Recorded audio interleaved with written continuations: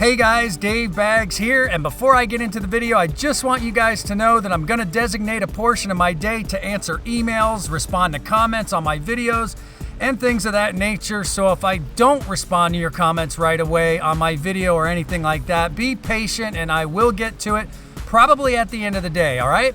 So today I want to talk about competition. Healthy competition between Microsoft and Sony. Now, many of you guys know that I am primarily an Xbox gamer, but I also owned and gamed on a PlayStation 1 and a PlayStation 2 as well, and I'm certainly not an Xbox fanboy, although some of you may think I am, but you know what? I've yet to identify the true meaning of fanboy and what exactly the guidelines of being a fanboy is. So anyway, when Sony and Microsoft were going toe-to-toe in the boxing ring when they released PS4 and Xbox One in November of 2013, it felt pretty one-sided, didn't it? I mean, it felt like the biggest beatdown of any generation of consoles that I could remember as far as how popular the PlayStation 4 was right out of the gate and how much criticism Microsoft took when it came to the Xbox One.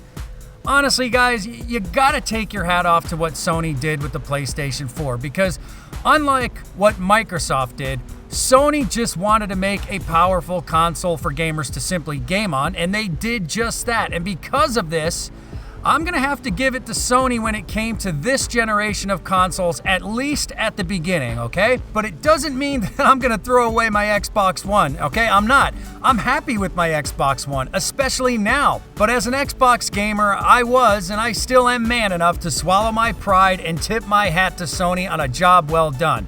There was a part of me at the very beginning, I mean, I'm not gonna lie, I was a little bit unsure if I made the right decision as to my choice to buy the Xbox One in the first place.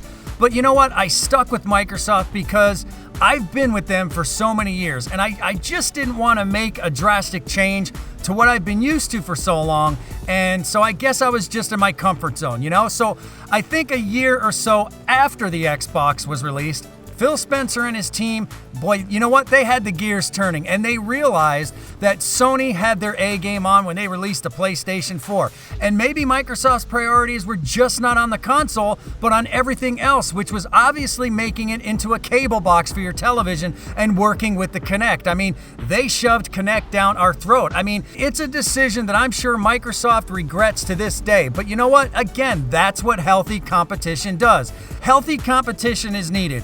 One company throws down the gauntlet, the other company suffers the blow and has to find a way to defend itself and rebound. It not only makes one company stronger, but it essentially makes both companies stronger because without healthy competition, there's not going to be any set standard to fight for. There's not going to be a raised bar, if you will. There's not going to be anyone to push the envelope and to make both companies push each other to come out with innovative products and innovative technology so that the gaming industry as a whole can thrive. And boy, am I out of breath on that one. But if only one company existed, whether it was Sony or Microsoft, they can come out with pretty much any old piece of hardware and people would pretty much eat it up because there's no other piece of hardware to compare it to. Now, I'm leaving PC out of the conversation because I'm merely just talking about the competition between the consoles. So yeah, competition is needed, guys. I don't know, it's kind of like sports. If you follow baseball or European football, for example, it'd be like the Yankees or Red Sox or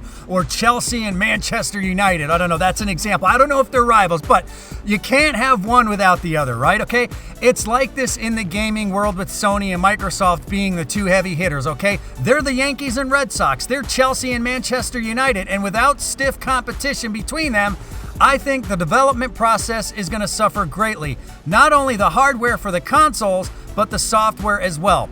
With stiff competition comes pure satisfaction. And at the end of the day, guys, if you're a gamer on either console, you gotta hope that new and innovative products can be developed because one company makes a move. The other one is gonna hopefully counter that move with something new and innovative to call their own. And this process, guys, I like to call growth and evolution.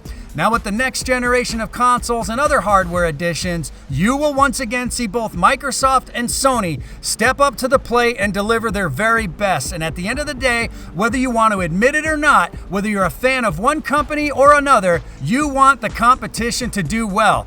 You may not want to admit it right away, but having that healthy growth from both companies makes gaming better for all of us. Yeah, I know, PC gamers, PC Master Race, okay? Like, we haven't heard that one before. Move on. Anyway, guys, I'm curious as to what you guys think about healthy competition between Sony and Microsoft. Let's face it, things are changing for both companies and things are getting pretty heated pretty quickly, and there's a lot of new things that are going to be coming out over the next couple of years, so this is getting interesting, guys. You guys, please don't forget to hit the like button and please subscribe to my channel. Anyway, let me know what you guys think in the comment section down below. Like I just said, I'm Dave Baggs and I am out of here.